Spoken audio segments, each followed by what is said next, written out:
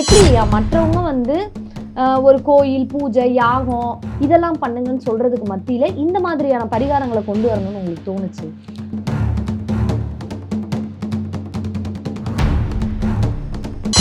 நீங்க வந்து டிஃப்ரெண்டா நான் இந்த மாதிரி எல்லாம் கூட பரிகாரம் சொல்லியிருக்கேன் அப்படின்ற மாதிரி ஏதாவது கொஞ்சம் ஷேர் பண்ண முடியுமா?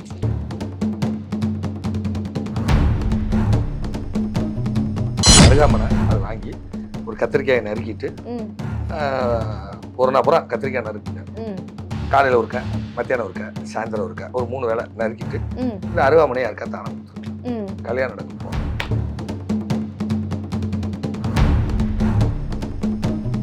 அதே மாதிரி ஒரு ஜாதத்தில் குழந்தை உண்டாகலை. அப்போ குழந்தை உண்டாகலை, அப்போ என்ன செய்யணும், 2 தென்னை மரம் வைங்க. அவங்களுக்கு இடம் இருந்துச்சு, தென்னம் பிள்ளைன்னு தானே அது சொல்றோம். உங்களுக்கு குழந்தை இல்லை, அப்ப தென்னை மரம் விளைங்க. அந்த ஜாதகத்துல இருந்த கிரக அமைவை வச்சு அப்ப தென்னங்கன்று வச்சு கரெக்டா 3ஆம் மாதம் குழந்தை. OS பக்தி நேயர்களுக்கு வணக்கம். நான் உங்கள் அபிநயா. இன்னைக்கு நம்ம கூட யார் இருக்காங்க அப்படின்னா, இவர் நிறைய விஷயத்துல வந்து ஸ்பெஷலிஸ்ட்னு சொல்லலாம். ஆனா இவர்கிட்ட எனக்கு ரொம்ப பிடிச்ச விஷயம் என்னன்னா, அவர் சொல்ற ரொம்ப சிம்பிளான பரிகாரம். இப்படி பரிகாரம் பண்ணா இந்த விஷயம்லாம் நடக்குமா அப்படின்னு கேட்குறப்ப அவ்வளோ ஷாக்காக இருக்கும். ஆனால் அவ்வளோ மக்கள் வந்து அதனால் பயனடைஞ்சிருக்காங்க. அப்படிப்பட்ட நபர் தான் நம்ம கூட இருக்காங்க. யார் அது அப்படின்னு பார்த்தீங்கன்னா, பண்டித் விஜய் ஐயா அவர்கள் தான். வணக்கம் ஐயா. வணக்கம்மா. வணக்கம். வாழ்க வளமுடன், வாழ்க வளமுடன், வாழ்க வையகம். சொல்லுங்கம்மா. ஐயா, பரிகாரங்கள் அப்படின்னா நான் கேள்விப்பட்ட வரைக்கும் கோயிலுக்கு போகணும், யாகம் பண்ணணும், அதுக்கப்புறம் வந்து வேற என்னென்னலாம் சொல்லுவாங்க, இந்த மாதிரி வந்து கழிப்பு கழிக்கணும், அந்த மாதிரி தான் நான் பெருசாக கேள்விப்பட்டிருக்கேன். நான் வந்து உங்களுக்கு பரிகாரத்துக்கு ஃபேன். ஏன்னா வந்து நீங்க சொல்ற பரிகாரம் எல்லாமே இதை பண்ணா இது நடந்துருமா அப்படின்ற மாதிரி ஒரு ஆச்சரியமா தான் இருக்கும். இந்த படத்துல சொல்லுவாங்க, ஆட்டோ கண்ணாடி திருப்பினா எப்படிடா ஆட்டோ ஓடும் அப்படின்ற மாதிரி தான் ஷாக்கா இருக்கும். பட் வந்து நீங்க அதை ஒரு லைவ் எக்ஸ்பீரியன்ஸ்ல என் லைஃப்ல நான் இவங்களெல்லாம் பார்த்துருக்கேன் அப்படின்னு ஷேர் பண்றப்ப உண்மையாவே இப்படி இது எப்படி இந்த மாதிரி பரிகாரங்களை நீங்க யோசிக்கிறீங்க அப்படின்றதா ஃபர்ஸ்ட்டுக்கு மைண்டுக்கு வருது. எப்படி மற்றவங்க வந்து ஒரு கோயில் பூஜை யாகம் இதெல்லாம் பண்ணுங்கன்னு சொல்றதுக்கு மத்தியில இந்த மாதிரியான பரிகாரங்களை கொண்டு வரணும்னு உங்களுக்கு தோணுச்சு? அது என்னுடைய குருமார்கள் தான் அது காரணம். என்னுடைய குருநாதர் வந்து அப்படிதான் எடுப்பாரு. அவர் சொல்றது, அவர் இப்படிலாம் பண்ணியிருக்கிறாரு, இப்படிதான் பண்ணினாரு அப்படிங்கிறத பார்த்து வளர்ந்ததுனால அது எனக்குள்ள ஒட்டிக்கிருச்சு. அவர் இப்படிலாம் வித்தியாசமான யோசனையெல்லாம் பண்ணியிருக்கிறாரு அப்படிங்கிறத அதை நான் பயன்படுத்தி நான் சொல்ல ஆரம்பிச்சேன். இப்போ உதாரணமாக சொல்றதா இருந்தா, ஒரு ஜாதகத்துல 3ஆம் இடம், 3ஆம் இடங்கிறது ஆயுதம். 3ஆம் இடங்கிறது ஆயுதம். 4ஆம் இடங்கிறது வீடு. 3ஆம் இடம் மனைன்னு எடுக்கலாம், 4ஆம் இடத்தை வீடு வண்டி வாகனம் மனைன்னு எடுக்கலாம், 3, 4 ரெண்டையுமே எடுக்கலாம். இது ஒரு ஜாதகத்துல 7ஆம் இடத்துல இருக்கு. இது ஒரு ஜாதகத்துல 7ஆம் இடத்துல இருக்கு. திருமணமே ஆகலை. நான் என்ன சொன்னேன் அப்படின்னு கேட்டீங்கன்னா, அருகாமனை வாங்கி யாருக்கா தானம் கொடுங்க.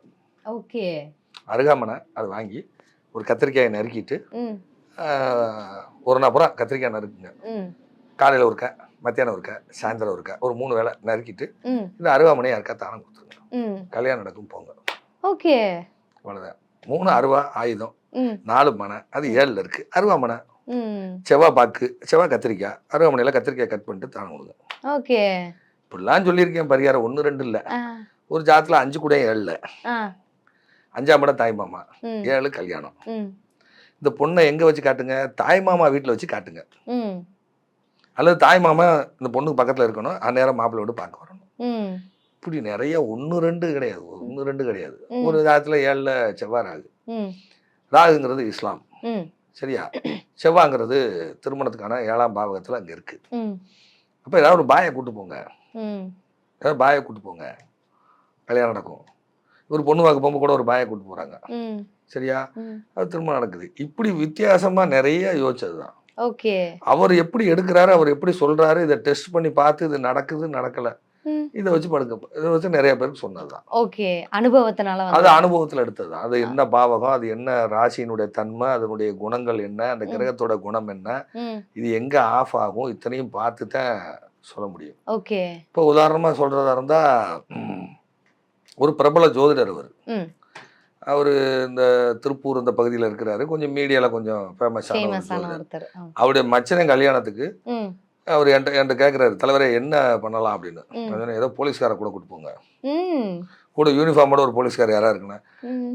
நம்ம ஒருத்தர் முருகேசன் ஒருத்தர் இருக்காரு நம்ம அண்ணன், ம். அவர் நம்ம சொந்தக்காரர் தான். ம். அவரை கூட்டு போலாமா?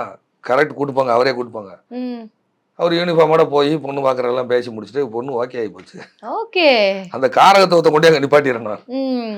புரியுதா இல்லையா? அந்த பாவகம், அந்த காரகத்துவம், அது என்ன வீடு, அது எந்த ராசி, ம். அதனுடைய குணம் என்ன, நிலராசியா, நெருப்பு ராசியா, நீர் ராசியா, காத்து ராசியா, இத்தனையும் பார்த்து அது ஒரு சொல்லிடணும். ஜாதகத்தை பார்த்து தான் அந்த ஆமா. பரிகாரத்தை முடிவு அந்த பண்ணுவீங்க. பரிகாரத்தை சொல்றோம். ஓகே. இப்படிதான் நிறைய சொன்னது உண்டு. இப்ப இந்த எக்ஸாம்ஸ்லாம் வந்துருச்சு. பசங்கலாம் எக்ஸாம் எழுத ம். போறாங்க. நீட்டு, பப்ளிக் எக்ஸாம்ஸ் எல்லாமே வந்துருச்சு. இதுக்கு ஒரு காமனான ஒரு பரிகாரம். இத பண்ணுங்க. இல்ல கொஞ்சம் மந்தமா படிக்கிறாங்கன்னா, இத பண்ணுங்க சரியாயிரும்னா என்னது? 2 பேனா வாங்கி விநாயகருக்கு முன்னாடி வச்சு கும்பிட்டுட்டு, ஆ. அந்த 2 பேனா எடுத்துட்டு போய் ஒரு பேனா கொஞ்ச நேரம் எழுதணும், இன்னொரு பேனா மாத்தி இன்னொரு நேரம் எழுதிக்கணும். ஓகே. மாத்தி எழுதணும். ஆ. முதல்ல படிக்கணும். இதுதான் முதல்ல நீங்க படிக்கணும். சொல்லுவீங்கன்னு நினைச்சேன். முதல்ல படிக்கணும். ம். படிச்சு அதை மெமரி பண்ணணும். ஆ. எக்ஸாம் போகும்போது தைரியமா நம்ம அதை ஃபேஸ் பண்ற மாதிரியான வைல்டு ஓட்டுன்னு ஒரு மருந்து இருக்கு. Wild WILD wild OAT oat. ம். இந்த மலர் மருந்து அரை டம்ளர் தண்ணியில் 5 டிராப்ஸ் எடுத்துட்டு ம். போய் எக்ஸாம் எழுதுனாங்கன்னா கீரை ரெக்கார்டு மாதிரி இல்லாம தெளிவா எழுதிட்டு வருவாங்க. ஓகே. இப்போ ஒரு 10 நாளா பஞ்சாயத்து ஓடிட்டு இருக்கு. இன்னைக்கு காலையில கூட ஆ. நம்ம ஆத்தூர், சேலம் ஆத்தூர்ல அவர் வந்து டென்டல் டாக்டர். ம். ம். 8 வயசு குழந்தை. ம். அவங்க அம்மா MBA எழுத போற மாதிரி வருத்தப்படுது. அந்தம்மா 8 வயசு 8 வயசு குழந்தை. குழந்தை எழுதாம என்னமா எழுதும் விளையாடும். சின்ன பிள்ளைங்க அவங்க மென்டாலிட்டின்னு இருக்கு இல்லையா? ம். ம். தசா புத்திகள் வரும்போது மாறிடும். ஓகே. நம்ம ஃப்ரெண்டோட புள்ள பாத்தீங்கன்னா 10th படிக்கிற வரைக்கும் பூரா முட்டை தான். ம்.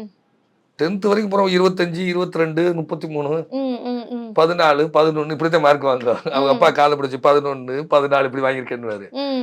இப்ப அந்த பொண்ணு கோல்டு மெடல். என்ன பண்றீங்க? அது ஓகே. ஹையர் ஸ்டடீஸ் போகும்போது மாறிடும். ஆ. அது எண்ணங்கள் மாறுமா இல்லையா? இப்ப எனக்கு இப்ப படிக்கணும்னு ஆர்வம் இருக்கு. இப்ப ம். வயசு போயிடுச்சு. ம். அன்னைக்கு எனக்கு பூரா சினிமா தான் எனக்கு கண்ணுக்கு தெரிஞ்சது.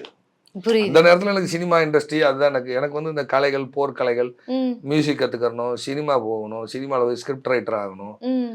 டைரக்டர் ஆகணும், நடிக்கலாம் இல்லை டைரக்டர் ஆகணும். இதுதான் என்னுடைய ஆசை. ம். ம். ம். ம். நான் இருந்த காலகட்டம்லாம் நாங்கள் எங்கள் வயசுல சினிமா பொற்காலம். இப்போல்லாம் பொற்காலம் கிடையாது. இப்போ கூட விளங்காத குப்பை காலம் இப்போ சினிமா இண்டஸ்ட்ரி. அன்னைக்கு இருந்த சினிமா இண்டஸ்ட்ரி வேற. சுந்தரராஜன் ஐயா என்னத்த பெரிய செலவு பண்ணி படம் எடுத்தாரு? வைதேகி காத்திருந்தால் படம் ம். ம். சொல்லுங்க.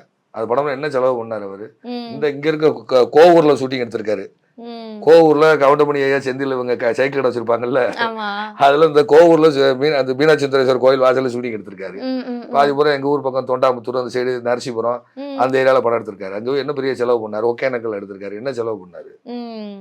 ஒண்ணுமே இல்ல. அந்த கதையை நம்பி, மக்களை நம்பி, மக்களுடைய மனநிலையை நம்பி அந்த இயக்குனருக்கு எவ்வளவு தைரியம் இருந்திருக்கணும். ம். அவ்வளவு ஒரு கேப்டன் விஜயகாந்த சாதாரண ஒரு பிச்சைக்கார மாதிரி, ம். ஒரு பைத்தியக்கார மாதிரி ஊருக்குள்ள தண்ணி கிணத்திட்டு ஓடுற மாதிரி. ம். அப்ப அந்த அந்த அந்த அந்த மனநிலை அதெல்லாம் பார்த்து எங்களுக்கு அந்த சினிமா ஆர்வம் வந்து நாங்களும் போகணும். ஆரம்பத்துல படிக்க முடியாம போச்சு. ம். அதெல்லாம் பார்த்து இந்த மாதிரி ஒரு இயக்குனர் ஆகணும், ம். இந்த ம். மாதிரி வரணும் அப்படிங்கிற எண்ணம் இருந்தது. அதனால எனக்கு படிப்புல நாட்டம் இல்லை. இப்ப படிக்கணும்னு என்ன வருது? படிக்க முடியாது. இனி எந்த ஸ்கூல் கொண்டு சேர்ப்பாங்க? கரெக்ட். சரியா? இப்ப என்ன இப்ப நான் டைரக்டா நான் 10th ஃபெயிலு. ஆனா நான் டிப்ளமா படிச்சிருக்கேன். அஸ்ட்ராலஜி டிப்ளமா படிச்சிருக்கேன். ம். ம். அது அண்ணாமலை யூனிவர்சிட்டியில படிச்சிருக்கேன். ம். இருந்தாலும் நம்ம நடைமுறை கல்வி படிக்கல இல்ல. ம். அஸ்ட்ராலஜி தானே படிச்சிருக்கோம். அஸ்ட்ராலஜிலாம் டிப்ளமா. ஸ்கூல் கல்வியில நம்ம ஃபெயில் தானே. ம். அஸ்ட்ராலஜில டிப்ளமா அவ்வளவுதான். 2வது பிஏ எழுதணும்னு நினைச்சேன். டைம் இல்ல. ஓகே. நான் 1 மணி நேரத்துல எழுதிட்டு வந்துடுவேன் அஸ்ட்ராலஜி கிளாஸ். அதுதான் சார் நீங்க மைண்ட்ல அண்ணாமலை யூனிவர்சிட்டிக்குள்ள போன NGP காலேஜ் தான். அங்கதான் எங்களுக்கு சென்டர். அண்ணாமலை யூனிவர்சிட்டி போன கொஸ்டின் வாங்கி 20 நிமிஷம் டக்கு டக்குன்னு எழுதிட்டு, என்ன சார் நான் எழுதி முடிச்சிட்டேங்க என்ன? ம். அதுக்கு 200 பேர் எழுதுறாங்க டிப்ளமா. ம். ம். ம். நான் இப்போ 20 நிமிஷம் எழுதி முடிச்சு வெளியில கிளம்பிட்டேன். ம். அது ஜோட ஃபீல்ட்ல இருந்ததுனால நமக்கு அது தெரியும். அந்த கேள்வி என்ன, பதில் என்னன்னு தெரியும். எழுதணும். ஓகே. 4ஆம் பாவம்னா என்னங்கிறது தெரியும். ஓகே. ஐயா இப்ப பார்த்தோம்னா இந்த சீரியல்ல காட்டுவாங்க. என் லைஃப்லயும் கொஞ்சம் பேர் பார்த்துருக்கேன். எப்படின்னா அந்த மாதிரி கல்யாணத்துக்கு பொண்ணுலாம் பார்த்து கல்யாணத்துக்கு ரெடி ஆயிடுவாங்க. கல்யாணத்துக்கு 10 நாளைக்கு முன்னாடி பொண்ணு ஓடி போயிடும். இல்ல கல்யாணத்துக்கு 10 நாளைக்கு முன்னாடி பையன் ஓடி போயிருவாங்க. இது எதனால நடக்குது? இதுக்கு என்ன பரிகாரம் பண்ணலாம்? இது எதனால நடக்குதுன்னா கலாச்சார சீரியல்னு அர்த்தம். செல்போனுங்கிற ஒரு சனியை வீட்டுக்குள்ள என்னைக்கு வந்துச்சா அன்னைக்கு வந்துருச்சு எல்லாமே. இன்ஸ்டாகிராம்ல பாக்குறாங்க. வீட்டுக்கு பெண்களே இன்ஸ்டாகிராம்ல போட்டு டான்ஸ் ஆடுறாங்க, வைக்கிறாங்க. அதெல்லாம் கலாச்சார சீரழிவு. அது சனியினுடைய நகர்வு. சனி வந்து 30 வருஷத்துக்கு ஒருக்க ஒரு பெரிய மாற்றத்தை கொண்டு வருகிறது. 30 வருஷத்துக்கு முன்னாடி இதே 1997 காலகட்டங்களில் சனி மீனத்துக்குள்ள என்ட்ராச்சு. அன்னைக்கு இருந்த மக்களுடைய மனநிலை வேற.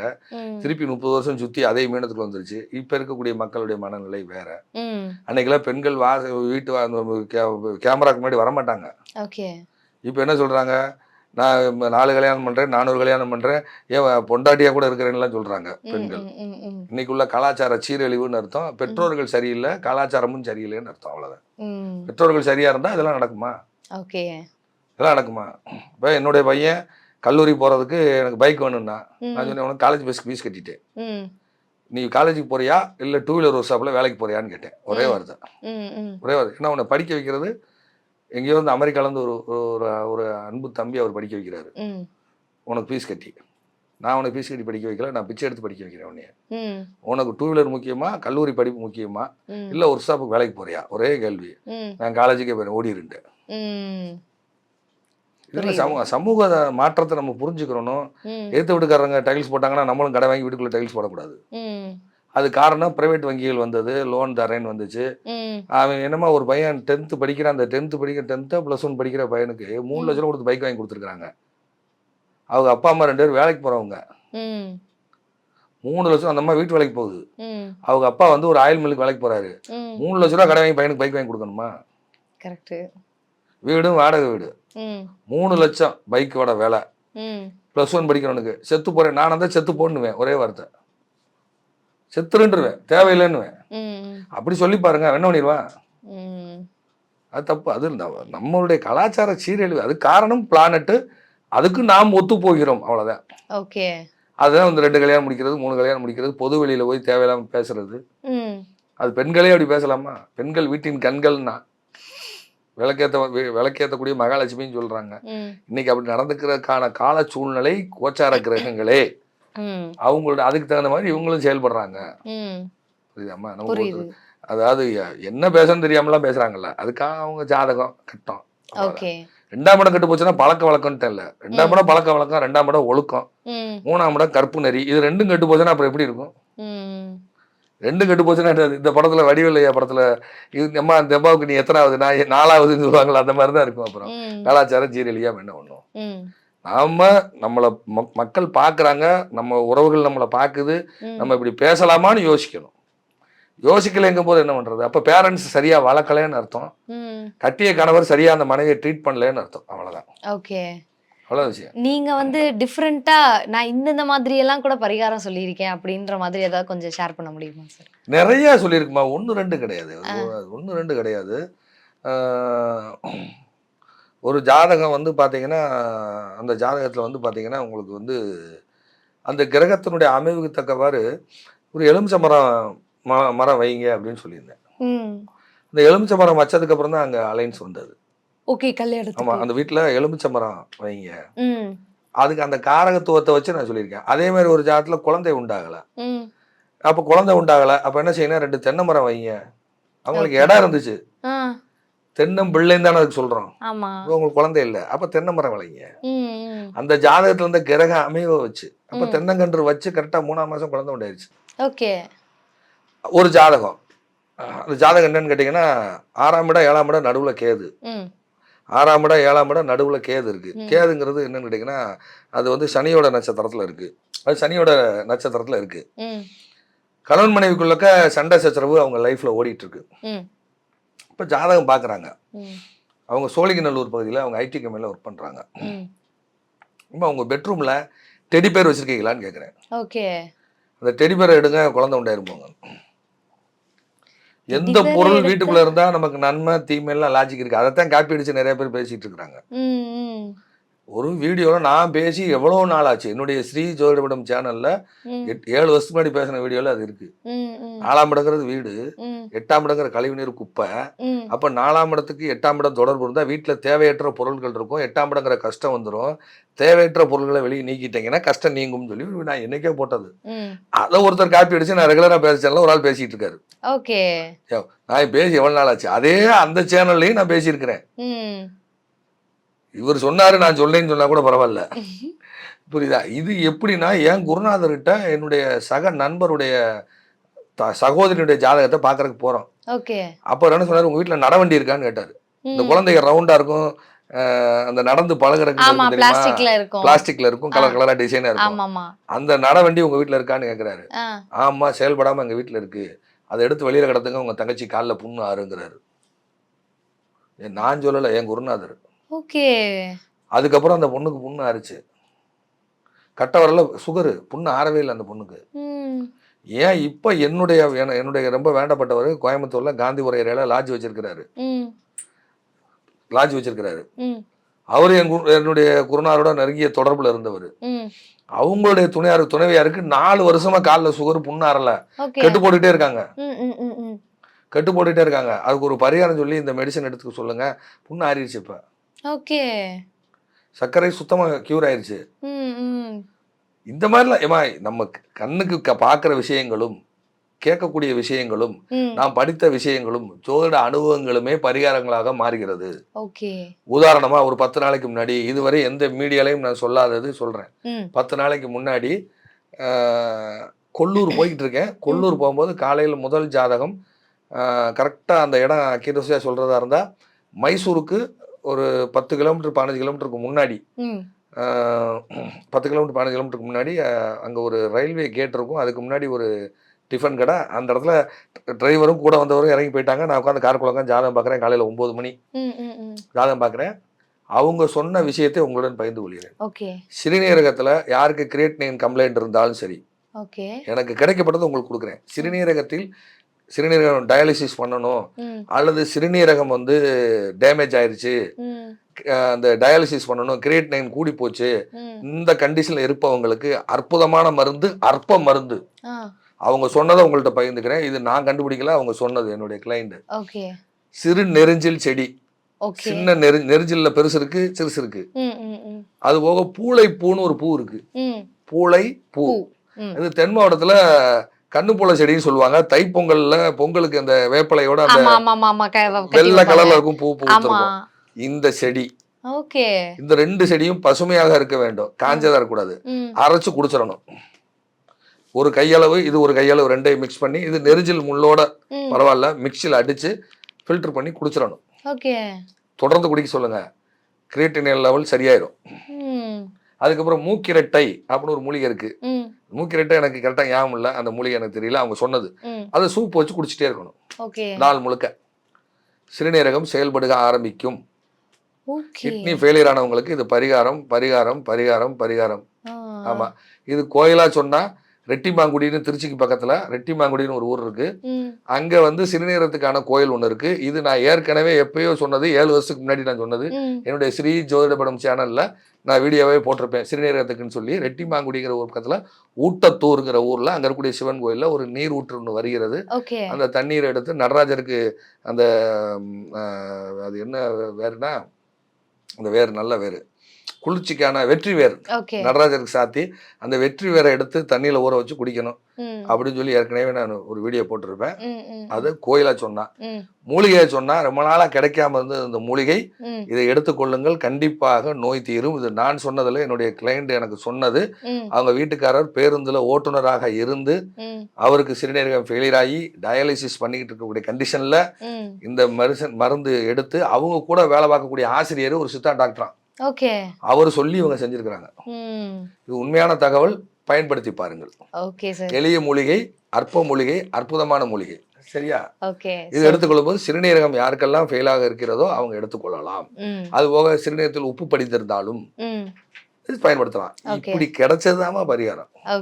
இந்த மாதிரி அங்கங்க கிடைச்ச விஷயங்கள் எல்லாமே பரிகாரம். ஆமா ஆமா, இப்படி கிடைச்சதா. அப்புறம் கண்ணால் பாக்குறது, இது என்னென்ன கண்டென்ட், இது எந்தெந்த பிளானட், இது எந்தெந்த இடத்துல இருக்கு, இதை வச்சு மிக்ஸ் பண்ணி சொல்றதா நம்மளுடைய முறை.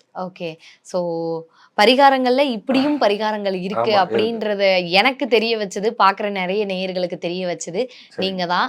சோ கண்டிப்பா யாரோ ஒருத்தருக்காவது இந்த வீடியோ உபயோகமா இருக்கும்னு நினைக்கிறேன். ரொம்ப நன்றி. நன்றிமா, நன்றி, வணக்கம். வாழ்க வளமுடன், வாழ்க வளமுடன், வாழ்க வையகம். இந்த நிகழ்ச்சியை பற்றிய உங்கள் கருத்துக்களை கீழிருக்கும் தொலைபேசி எண் மற்றும் மின்னஞ்சலில் தெரிவிக்கலாம்.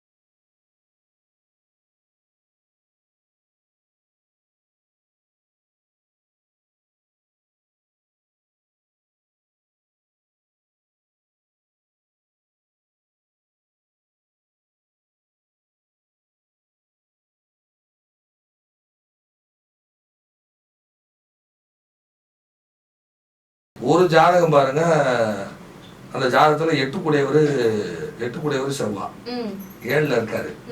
கூடயே சூரியனும் சனியும் சேர்ந்து இருக்கு. அதே மாதிரி இப்ப சொன்னது வந்து எப்படின்னு கேட்டீங்கன்னா, சனி சந்திரன் வந்து சந்திரன் பிரயாண கிரகம், சனி வந்து தாமத கிரகம். இது ரெண்டுமே 7ஆம் இடத்துல போயிருக்கு. அது சர வீட்டில் இருக்கு. சரம்னா நகரக்கூடியதுன்னு அர்த்தம். அப்ப சனி ஸ்லோ, சந்திர ஸ்பீடு. ஆனா உட்கார்ந்த வீடு சர வீடு. இது மேட்டுக்களுக்கு அது பழத்துக்களுக்கும், இந்த பழத்துக்களுக்கு அது மேட்டுக்களுக்கும். இப்போ உதாரணம் எடுத்தீங்கன்னா,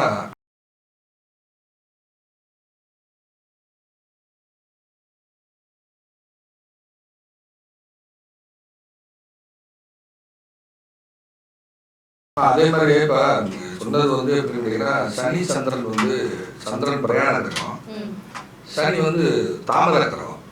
இது ரெண்டுமே 7ஆம் இடத்துல போயிருக்கு. அது சர வீட்டில் இருக்கு. சரம்னா நகரக்கூடியதுன்னு அர்த்தம். அப்ப சனி ஸ்லோ, சந்திர ஸ்பீடு. ஆனா உட்கார்ந்த வீடு சர வீடு. இது மேட்டுக்களுக்கு அது பழத்துக்களுக்கும், இந்த பழத்துக்களுக்கு அது மேட்டுக்களுக்கும்.